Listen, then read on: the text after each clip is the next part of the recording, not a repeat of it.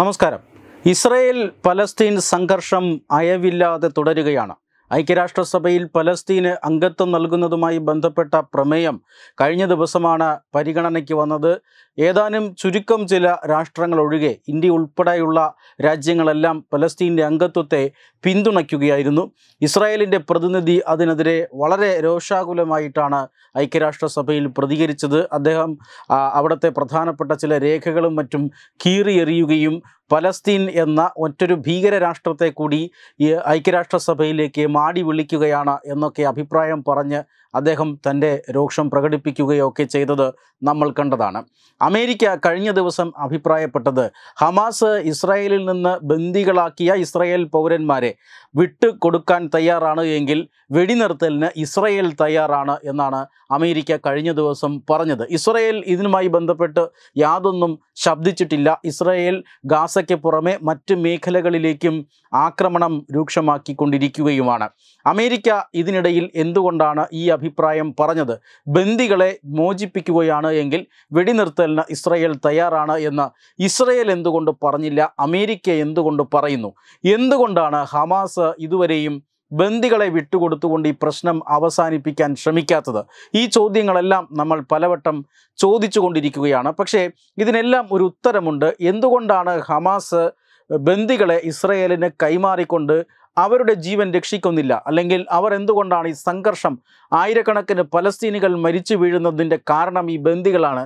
എന്തുകൊണ്ടാണ് ഈ ബന്ദികളെ കൈമാറാൻ ഹമാസ് തയ്യാറാകാത്തത് എന്ന ചോദ്യം? തീർച്ചയായും അതിനൊരു ഉത്തരമുണ്ട്. കാരണം ബന്ദികളെ കൈമാറുന്നത് കൊണ്ട് മാത്രം ഹമാസിന് രക്ഷപ്പെടാനാകില്ല എന്നുള്ളതാണ്. ഹമാസ് അതിൻ്റെ ഏറ്റവും ഒടുവിലത്തെ അല്ലെങ്കിൽ ഏറ്റവും അവസാനത്തെ ആശ്രയത്തിലാണ് എന്ന് തന്നെ പറയേണ്ടി വരും. കാരണം മറ്റു മേഖലകളിലേക്ക് അഭയം തേടിയിരിക്കുകയാണ് ഇപ്പോൾ ഹമാസ് ഭീകരർ.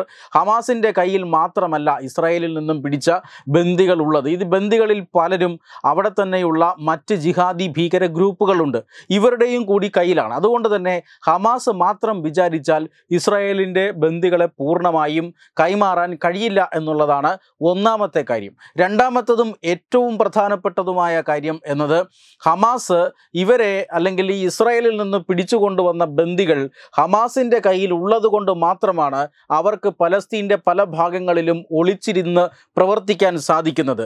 അല്ല എങ്കിൽ തീർച്ചയായും ഹമാസിനെ ഉന്മൂലനം ചെയ്യാനുള്ള എല്ലാവിധ ഒരുക്കങ്ങളും ഇസ്രായേൽ പൂർത്തിയാക്കി കാത്തിരിക്കുകയാണ്. അവർ കാത്തിരിക്കുന്നത് മറ്റൊരു കാര്യത്തിനാണ്. എന്നാണോ ഹമാസ് അവരുടെ കയ്യിലുള്ള അവസാനത്തെ ബന്ദിയെയും ഇസ്രായേലിന് കൈമാറുന്നത്, അന്ന് മുതൽ ഇസ്രായേൽ പുതിയൊരു യുദ്ധം ആരംഭിക്കുമെന്നുള്ളതാണ്. ആ യുദ്ധം ഹമാസിനെ ഇല്ലാതാക്കാനുള്ളതാണ്. ഹമാസ് എവിടെ പോയി ഒളിച്ചാലും, ലോകത്തിൻ്റെ ഏത് കോണിൽ പോയി ഹമാസ് ഭീകരന്മാർ ഒളിച്ചാലും അവരെ ഇല്ലാതാക്കാനുള്ള എല്ലാ പദ്ധതികളും തയ്യാറാക്കി ഒരു യഥാർത്ഥ യുദ്ധത്തിന് ഇസ്രായേൽ സേനയുടെ ഒരു വിഭാഗം തയ്യാറെടുത്തിരിക്കുകയാണ്. എന്നാണോ ഈ ബന്ദികളെ കൈമാറുന്നത്, അന്ന് ഹമാസിനെ തീർക്കാനാണ് ഇസ്രായേൽ പദ്ധതിയിടുന്നത്. അതിൻ്റെ വിവരങ്ങളെല്ലാം അമേരിക്കയ്ക്കും അറിയാം. അതുകൊണ്ട് തന്നെയാണ് അമേരിക്ക ബന്ദികളെ കൈമാറിയാൽ ഇസ്രായേൽ വെടിനിർത്തലിന് തയ്യാറാണ് എന്ന ഒരു സന്ദേശം കൊടുക്കുന്നതും. ബന്ദികളുമായി ബന്ധപ്പെട്ട് ഇസ്രായേലിനും വലിയ തലവേദന ഉണ്ടായിക്കൊണ്ടിരിക്കുകയാണ്. കാരണം കഴിഞ്ഞ ഒക്ടോബർ 17-നാണ് ഇസ്രായേലിനകത്തേക്ക് ഭീകരർ കടന്നു വരികയും കുറച്ച് പട്ടാളക്കാരെയും അതുപോലെ തന്നെ സാധാരണ സിവിലിയൻസിനെയും കുട്ടികളെയും സ്ത്രീകളെയും അടക്കം ബന്ദികളാക്കി. ഇതിലേതാനും സ്ത്രീകൾ ഇപ്പോഴും ഇവരുടെ കസ്റ്റഡിയിലാണ്. അവരെ കാണാതായിട്ട് അല്ലെങ്കിൽ അവർ ബന്ദികളായിട്ട് നാളുകളേറെ ആയിരിക്കുന്നു, മാസങ്ങളായിരിക്കുന്നു.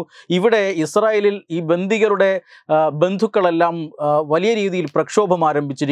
ഇസ്രായേൽ പ്രധാനമന്ത്രിക്ക് പോലും അത് വലിയ ഒരു ഭീഷണിയായി മാറിയിരിക്കുകയാണ്. സ്വന്തം രാജ്യത്ത് പോലും ബന്ദികളുടെ ബന്ധുക്കൾ ചില പ്രശ്നങ്ങൾ ഉണ്ടാക്കുന്നു. ഇതുവരെയും ഇസ്രായേലിൽ നിന്ന് പിടിച്ചു കൊണ്ടുപോയവരെ തിരിച്ച് മോചിപ്പിച്ച് കൊണ്ടുവരാൻ ഇസ്രായേൽ സൈന്യത്തിന് കഴിയുന്നില്ല എന്നൊരു ആരോപണവും ഒരു ഭാഗത്ത് ഉണ്ടാകുന്നുണ്ട്. അതുകൊണ്ട് തന്നെ ഇസ്രായേലും ഇതിൽ വലിയ പ്രശ്നത്തിലാണ്.